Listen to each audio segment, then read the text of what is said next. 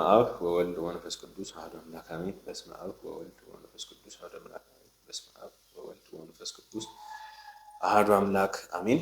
የክርስቶስ ቤተሰቦች ሁላችሁ እንደምን ከርማችኋል? እግዚአብሔር የተመሰገነ ይሁን። ዛሬ እንግዲህ ጾም የሚገባበት በዋዜማው ዕለት ላይ እንገኛለን። ስለ ጾም ለመነጋገር የተገባ ጊዜ እንደመሆኑ መጠን ስለ ጾም እንድንነጋገር ፈልጌ መጥቻለሁ። እግዚአብሔር አምላክ የራቀውን አቅርቦ የተከደነውን የተሰወረውን ገልጦ ደግሞ እንዲገልጥልን መልካም ፈቃዱ ይሁንልን። ዛሬ እንግዲህ ስለ ጾም እንነጋገራለን። ጾም ምንድን ነው? ለምን ያስፈልጋል? እንዴት ይጾማል? መቼ ደግሞ ይጾማል? የሚለውን ርዕሶች እንነጋገራለን ማለት ነው። እግዚአብሔር አምላክ በቸርነቱ ይግለጥልን።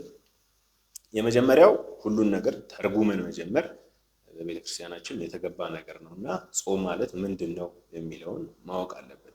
ጾም ብለን የምንጠራው ነገር ቃል በቃል ፍቺው ሲተረጎም መተው፣ መታቀብ፣ መከልከል የሚለውን ይይዝልናል። ከሆነ ነገር መከልከል፣ መታቀብ ጾም ይባላል። ከምንም ይሁን ከምግብም፣ ከመጠጥም፣ ከመነጋገርም፣ ከመስማትም ምንም መከልከል፣ መታቀብ ከሆነ መገደብ ከሆነ ጾም እንለዋለን ያንን ማለት ነው። ይሄ ቀጥታ የቃሉ ፍቺ ወይም ትርጉም ነው። እኛ የምንጠቀመው ጾም ብለን ደግሞ የምንወስደው ደግሞ ፍቺውን ደግሞ ትርጓሜውን ደግሞ ስናይ ደግሞ ፍትሐ ነገሥት አንቀጽ 15 ላይ እንደተቀመጠልን በታወቀ ሰዓት ከታወቁ ነገሮች መከልከል። ይህም ማለት የማንበላቸው ጥሉላት ምግቦች አሉ፣ ወተት፣ ስጋ፣ እንቁላል። ከዛ ደግሞ የታወቀ ሰዓት አለ። 18 ሰዓት እንጾማለን፣ 9 ቀን 9 ሌሊት እነዚህን ሰዓታት እንጾማለን። እንደገና ደግሞ አብይ ጾም የሚገባበት ከዚህ ቀን እስከዚህ ቀን፣ ነነዌ 3 ቀን፣ ፍልሰታ 16 ቀን እያለን የታወቀ የተለካ የተመጠነ ጊዜ፣ ዕለት፣ ሰዓት አለው ማለት ነው። ስለዚህ የታወቁ አጽዋማት አሉ፣ የታወቀ ጊዜ ያላቸው፣ የታወቀ መግቢያና መውጫ አላቸው ማለት ነው። ስለዚህ በታወቀ ሰዓትና ወቅት ለእግዚአብሔር ብለን የምንቷቸውን ነገሮች የማናደርግበት ወቅት የጾም ወቅት ይባላል። የምናደርገው ክንዋኔ ደግሞ ጾም ይባላል ማለት ነው። ስለዚህ በታወቀ ጊዜ በታወቀ ሰዓት ራሳችንን ለእግዚአብሔር ስንል ለስጋችን ለነፍሳችን ስንል ስጋችንን አስገዝተን የምናደርጋቸው ነገሮች በሙሉ ጾም የሚለው ውስጥ ይካተታሉ ማለት ነው። ምሳሌ ሙዚቃ መስማት እየፈለገ ስጋዬ ይሄ እዝነ ስጋዬ ጆሮዬ ማዳመጥ ፈልጎ ዘፈን አምጣ ቢለኝ እዝነ ልቦናዬ ደግሞ ስብከት፣ መዝሙር፣ ትምህርት፣ ግሳጼ መስማት የምትፈልግበት ሰዓት ላይ ከሆነ ደግሞ የትኛውን አስበልጣለሁ? የጾም ወቅት ሲሆን አክቲቪቲያችን ራሱ የስጋውን ለነፍስ እንድናስገዛ ስለሚያደርገን ያንን ትተን ይሄኛውን የነፍሱን እንመርጣለን ማለት ነው። ለእግዚአብሔር ለነፍሳችን ለወደፊቱ ህይወታችን ደግሞ ብለን ምን እናደርጋለን? ከስጋዊ ክንዋኔዎች የነፍስ ክንዋኔዎችን የምንመርጥበት ወቅትና ጊዜ የጾም ወቅት እንለዋለን፣ ጾም እንለዋለን ማለት ነው። ለምን የሚጠቅም ይመስላችኋል? እነሱን እንነጋገርባቸዋለን። የማቴዎስ ወንጌል ምዕራፍ 5 ቁጥር 6 ላይ ጾም ልንጠቀምበት ከእግዚአብሔር የተሰጠ ስጦታ፣ በረከት፣ ጸጋ ነው እንጂ ታዘዝነው ህግ ብቻ አይደለም ይላል ማለት ነው። ይሄ ማለት ምን ማለት ነው? ህግ ነው። ጾም ህግ ነው። ክርስቶስ ወደፊት ይጾማሉ ብሎ ሐዋርያቱን ሁላ እኛ የዮሐንስ ደቀ መዛሙርት ነን፣ ያንተ ደቀ መዛሙርት ግን አይጾሙም እኛ እንጾማለን ሲሉ እነሱ ይጾማሉ ብሏል። ጾም የማይቀር ነገር ነው። ለሐዋርያትም ለነቢያትም ለማንም ቢሆን ጾም የሚቀር ነገር አይደለም፣ ህግ ነው። ነገር ግን ህግ ብቻ ግን አይደለም ብሏል የማቴዎስ ወንጌል ላይ። ከእግዚአብሔር ጸጋና በረከትን የምናገኝበት ስጦታ ነው ራሱ ጾም ማለት ነው። ስለዚህ ህግ ብቻ አይደለም ማለት ነው። ከዚህ ውጪ ጸጋና በረከትን በማግኘት ይጠቅመናል ማለት ነው። ከዚህ ጋር ተያይዞ አንዳንድ ጥቅሞችን በነጥብ ላሳያችሁ። የመጀመሪያው ፈቃደ ስጋን ለፈቃደ ነፍስ ማስገዛት ነው። ፈቃደ ስጋ የምንላቸው መብላት፣ መጠጣት፣ መጣላት፣ ሌላም ነገር እነዚህ ፈቃደ ስጋችን የሚፈቅደው ነገር ማለት ነው። ከዛ ነፍስ ደግሞ መጾም፣ መጸለይ፣ ከአምላኳ በመገናኘት ማመስገን፣ መዘመር ይስማሟታል። ስለዚህ እነዚህኞቹን ፈቃደ ስጋዎቻችን ለእነዚህኞቹ ፈቃደ ነፍስ ምን ማለት ነው? ማስገዛት። እነሱን ማጥፋት አይደለም። የቤተ ክርስቲያንም ዓላማ የመንፈሳዊ ጾምና መንፈሳዊ ክንዋኔዎች ሁሉ ተግባራቸው ማጥፋት አይደለም። ፍትወትን ማጥፋት ሳይሆን ማቀዝቀዝ ማስገዛት ለዛኛው እንጂ እንዲጠፋም አይፈልግም። ጾም ትፌውስ ቁስለ ነፍስ የሚለው የቅዱስ ያሬድ መዝሙር ላይ ፍትወት ታስገዛለች ይላል። የስጋን ፍትወት ለምን ለነፍስ ፍላጎት እንድትገዛ የስጋ ፍላጎቶች እንዲቀዘቅዙ ይሆናል ማለት ነው። በምን ወቅት? በጾም ወቅት ማለት ነው። ስለዚህ ዓላማችን ፈቃደ ስጋን ለፈቃደ ነፍስ ማስገዛት፣ ይሄኛው የመጀመሪያው ዓላማችን ነው። ሁለተኛው ደግሞ ንስሐ ለመግባት ይጠቅመናል። ንስሐ ለመግባት ማለት ሌሎች ጊዜያቶችን ንስሐ ለመግባት እንጠቀምባቸዋለን። ነገር ግን አሁን ዓላማችን ያንን ጾም ያንን ስጋ ለዚችኛዋ ለተቀደሰች ነፍስ ለዛ ህይወት ስለምንመርጠው ንስሐ ገብተን መጀመር ስላለብን ንስሐ ለመግባት ጾሙ ይጠቅመናል ማለት ነው። ትንቢተ ኢዩኤል ምዕራፍ 2 ቁጥር 12 ላይ የምናየው በፍጹም ልባችሁ በጾም በለቅሶ በዋይታ ወደ እኔ ምን በሉ ተመለሱ ብሎ ይነግረናል ማለት ነው። ትንቢተ ኢዩኤል ምዕራፍ 2 ቁጥር 12 ላይ። ስለዚህ ወደ እግዚአብሔር ለመመለስ አንደኛው መንገድ ጾሙ ምንን ስለሚያመጣልን ነው? ንስሐ ለቅሶ ወደ እግዚአብሔር መመለስን ያስከትላሉ። ስለዚህ ነፍሳችን ወደ እግዚአብሔር እየተገዛች ትመጣለች ማለት ነው። ይሄ ሁለተኛው ነው። ሶስተኛው ደግሞ ኃይለ አጋንንትን ለማድከም ለማራቅ ለማሸሽና ለማስወገድ ይጠቅመናል። ይሄ ሶስተኛው ጥቅሙ ነው። ይሄ ማለት ክርስቶስ አምላካችን በተጠመቀ በማግስቱ ሳይውል ሳያድር ወደ ገዳመ ቆሮንቶስ ሄዶ 40 ቀንና 40 ሌሊት እንደቆየ እናውቃለን።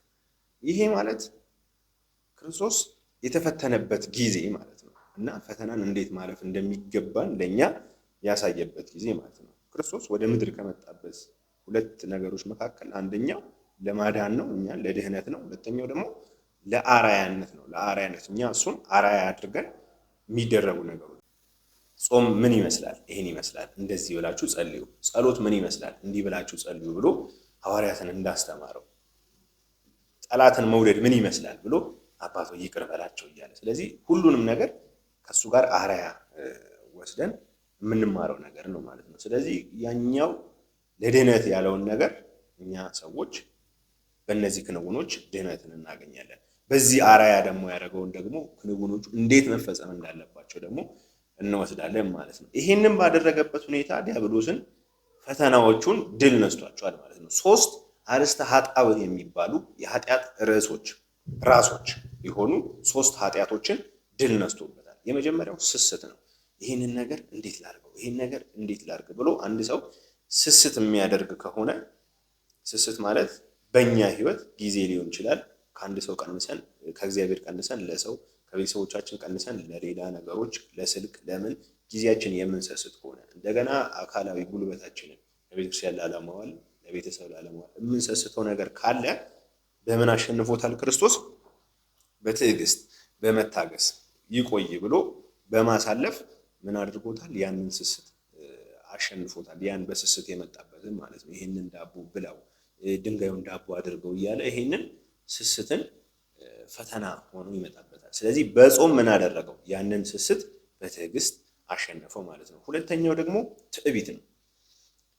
ትዕቢትን እንግዲህ በትህትና አሸንፎታል ማለት ነው። እኔ ከማንም የተሻልኩ አይደለሁም ብሎ ማሰብን፣ ይሄ ሁሉ የዓለም ሀብት ቢሰጠኝ ምን ያደርግልኛል ብሎ በትህትና ማሸነፍን አሳይቶናል በዚህ በጾም ማለት ነው። ይሄ ሁለተኛው ያሸነፈው ዲያብሎስን ድል የነሳበት ነው። ሶስተኛው ደግሞ ፍቅረ ነዋይ ነው።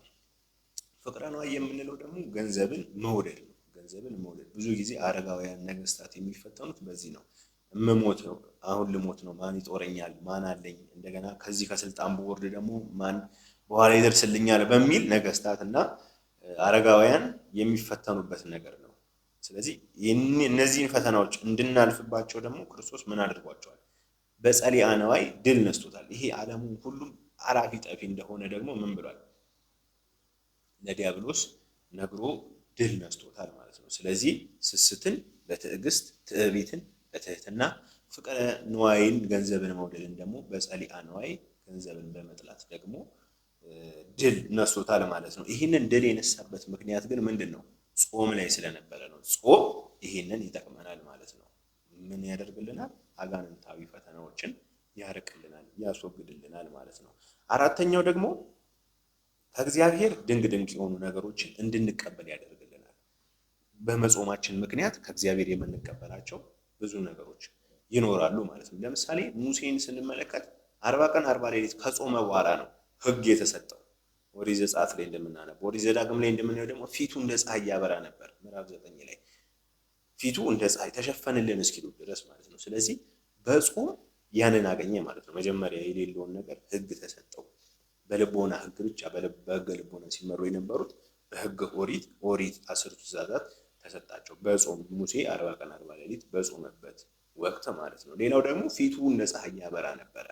ይሄ ከእግዚአብሔር አምላክ የምንቀበለው መልካም ነገር ነው ማለት ነው። የትንቢተ ዳንኤል ምዕራፍ 1 ላይ ደግሞ እንደምናየው ደግሞ ሰለስቱ ደቂቅና ዳንኤል አይምሯቸው በልጽጎ ስጋቸው ወፍሮ እውቀት ተገልጾላቸው ደግሞ የተገኙት በመጾማቸው ነበር። ፍሪዳውን የሰባውን ቢሰጣቸው አንመገብም፣ የሰው ሀገር እንደዚህ አይነት የሰባ ፍሪዳ ብለው ጥሬ እየበሉ ሽምራቸውን ባቄላቸውን እየበሉ ወፍረዋል። አይምሯቸው አድጓል፣ ትምህርታቸው ተገልጾላቸዋል ማለት ነው። በኋላም ደግሞ ሐዋርያት ለስብከት ወደ ዓለም ከመላካቸው በፊት ደግሞ በመጾማቸው ምክንያት ጸጋ መንፈስ ቅዱስ ደግሞ ተሰጥቷቸዋል ማለት ነው። ስለዚህ በጾም ምክንያት ከእግዚአብሔር ጸጋና በረከትን እንደገና ደግሞ ልዩ የሆነ ስፔሲፊክ የሆነ ደግሞ ስጦታ እናገኛለን በእያንዳንዱ ጾም ማለት ነው። ሙሴ ጾመ፣ ሕግ ተሰጠው። ዳንኤልና ሰለስቱ ደቂቅ ጾሙ፣ እውቀትና ጥበብ ተሰጣቸው። ሐዋርያት ጾሙ፣ ጸጋ መንፈስ ቅዱስ የሚሰብኩበት በአንድ ስብከት 3000 ሰው የሚያሳምኑበት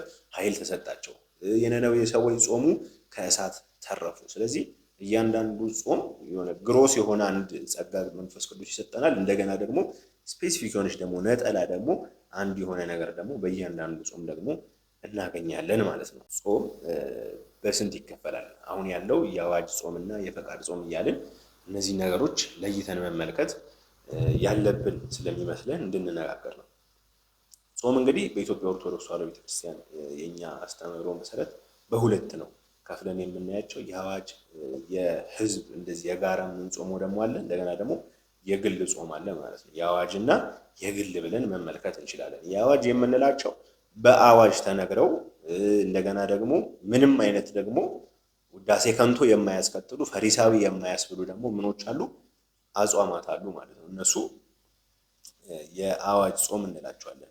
የአዋጅ ጾም እንላቸዋለን። የመጀመሪያው አሁን የምንቀበለው አብይ ጾም ነው። አብይ ጾም ክርስቶስ አምላካችን ራሱ 40 ቀንና 40 ሌሊት የጾመው ጾም ስለሆነ ታላቁ ጌታ የጾመውን ታላቅ ስላደረገው ጌታ ራሱ ታላቁ ጾም ታላቅ ማለት ነው። አብይ እሱን ታላቅ ጾም እንጾመዋለን። ማን ጾሟል? ጌታችን ጾሟል ማለት ነው። ከዛ በኋላ የምንቀበለው ደግሞ የሰኔ ጾም አለ። የሰኔ ጾም ደግሞ ሐዋርያት የጾሙት ጾም ነው። ከዛ የማርያም ጾመ ማርያም ደግሞ አለ። ሐዋርያት የጾሙት ጾም ጾመ ማርያም ይሄ ሶስተኛው ጾም ነው። ከዛ ደግሞ የነነዌ ሰዎች ደግሞ የጾሙት ደግሞ ጾመ ነነዌ አለ። ከዛ ነቢያት ደግሞ የጾሙት ደግሞ ጾመ ነቢያት አለ። አምስተኛ ስድስተኛ ደግሞ ጾመ ድህነት ደግሞ ረቡዕና ዓርብን እንጾማለን። ከዛ አንድ ቀን ደግሞ የምንጾማት ደግሞ ጾመ ገሃድ ለገናና ለጥምቀት የምንጾማት አለች ማለት ነው። ስለዚህ እነዚህን 7 አጽዋማት መያዝ አለብን። አንደኛ አብይ ጾም፣ ሁለተኛ ጾመ ሐዋርያት፣ ሶስተኛ ፍልሰታ፣ አራተኛ ጾመ ነቢያት፣ አምስተኛ ነነዌ፣ ስድስተኛ ጾመ ድህነት ረቡዕና ዓርብ፣ ከዛ ደግሞ ሰባተኛ ደግሞ ጾመ ገሃድ። እነዚህን 7ቱን በአዋጅ እነዚህን በመጾማችን ውዳሴ ከንቱ ፈሪሳዊ የሚያስብለንም ነገር የለም። እንደገና ደግሞ በአዋጅ ደግሞ በቤተክርስቲያን የተደነገጉ ደግሞ አጽዋማት በፍትሐ ነገሥት አንቀጽ 15 ላይ የምናገኛቸው ደግሞ አጽዋማት ናቸው ማለት ነው። ትርጉሙ ላይ እንደተባባል ነው ማለት ነው። በታወቀ ጊዜ በታወቀ ዕለት ብለን የለ። ስለዚህ በታወቀ ጊዜ በታወቀ ዕለት የምንጾማቸው አጽዋማት ናቸው ማለት ነው። ከዛ ደግሞ የአዋጅና የግል ብለን የለ። የግል የምንለውን ደግሞ በሁለት ከፍልን ደግሞ እንጾማለን ማለት ነው። የመጀመሪያው የፈቃድ ጾም በፈቃዳችን የምንጾመው ጾም ነው። እንደ ጽጌ ጾም ያሉት ማለት ነው። አሁን የጽጌን በፈቃዳችን እንጾማለን። እንደገና ደግሞ ጾመ ዮዲት እንደ ጳጉሜ ከ1 እስከ 5 እስከ 6 የምንጾመው ማለት ነው። ያ በፈቃዳችን ነው የምንጾመው እንጂ ማንም ጾሙ ብሎን አይደለም። ባለመጾማችን የሚቀርብን ነገር የለም፣ አንጠየቅም። እነዛን እንጠየቅባቸዋለን ባለመጾማችን ማለት ነው የአዋጆቹ። እነዚህኞቹ ግን የፈቃድ ናቸው። ከዛ ሁለተኛው የግል ጾም ደግሞ የንስሐ ጾም ነው። ንስሐ ገብተን ንስሐ አባታችን ይህን ያህል ቀን ጾሙ ባለን መሰረት ቀኖናችንን ተቀብለን የምንጾመው ጾም የግል ጾም እንለዋለን። እነዚህ የንስሐ ጾምና የፈቃድ ጾምን እዚህ ውስጥ እናካትታቸዋለን ማለት ነው። ጾም እንግዲህ መቼና ከምን ከምን እንጾማለን የሚለውን ነገር ተመልክተን እናበቃለን።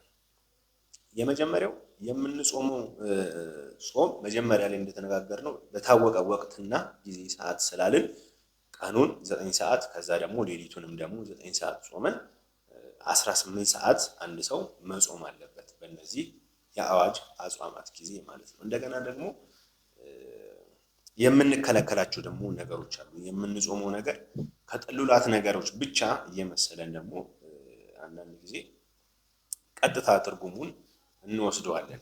እንቁላል፣ ስጋ፣ ወተት አለመጠቀማችን ይሄ አንደኛው ህግ ነው። እነሱን አለመጠቀም አለመብላት ያስፈልጋል። ከነዚህ ነገሮች መከልከል ማለት ነው። ከነዚህ በላይ ግን እያንዳንዳቹ ህዋሳቶቻችንም ደግሞ መጾም አለባቸው ቅዱስ ያሬድ እንዳለ ማለት ነው። ስለዚህ መከልከል፣ መተው፣ መታቀብ እስካለን ድረስ የምንታቀበው ከመብላት ብቻ አይደለም ማለት ነው። ጆሮአችን ክፉ ከመስማት፣ አይናችን ክፉ ከማየት፣ ጆሮአችን ክፉ ከማሽተት፣ እጃችን ክፉ ከመንካት፣ አንደበታችን ክፉ ከመናገር እነዚህ ህዋሳቶቻችን መከልከል መታቀብ አለባቸው ማለት ነው። ስለዚህ በህግ የተቀመጡልን ግን ከጥሉላት ነገሮች መከልከል፣ ከሚያሰክሩ መጠጦች መከልከል እና ከሩካቤ ስጋ መከልከል እነዚህ በህግ የተቀመጡልን ናቸው ማለት ነው። ጾሙን ስንጾም የምንከለከላቸው ነገሮች ማለት ነው። ከጥሉላት ምግብ፣ ከወተት፣ ከስጋና እንቁላል፣ ከዛ ደግሞ ከሚያሰክር መጠጥ፣ ከዛ ደግሞ ከሩካቤ ስጋ ከነዚህ ከሶስቱ መከልከል መቻል አለብን ማለት ነው። ስለዚህ አይናችንን ከክፉ መከልከል የተገባ ነው። ጆሮአችንን ክፉ ከመስማት፣ አፍንጫችን ክፉ ከማሽተት፣ አንደበታችን ክፉ ከመናገር፣ በእጃችንም ክፉ ከመስራት ደግሞ መታቀብ ደግሞ ሌላ ተጨማሪ ህግ ነው ማለት ነው። ተጨማሪ ነው ማለት ነው። ስለዚህ ስለ ጾም ዛሬ እንድንነጋገርበት የፈቀድነው ደግሞ የወደድኩት እነዚህ ነገሮች ላይ ነው። በቀጣይ ደግሞ ዘወረደ ምን ይመስላል፣ ከዛ እያንዳንዱን የአብይ ጾም ደግሞ ሳምንታት ደግሞ በተከታታይ ደግሞ እግዚአብሔር በፈቀደ መጠን እየተነጋገርን እንሄዳለን። እንኳን ለአብይ ጾም በሰላም አደረሳችሁ። እግዚአብሔር አምላክ የበረከት ጾም ያደርግልን።